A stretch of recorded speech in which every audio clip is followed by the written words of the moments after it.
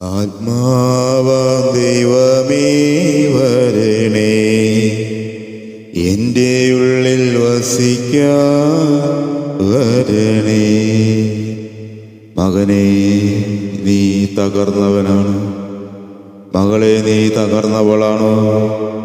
ഞാൻ നിന്റെ രക്ഷകൻ, നിന്റെ തകർച്ചകളെല്ലാം നന്മയായി മാറ്റുന്നവൻ.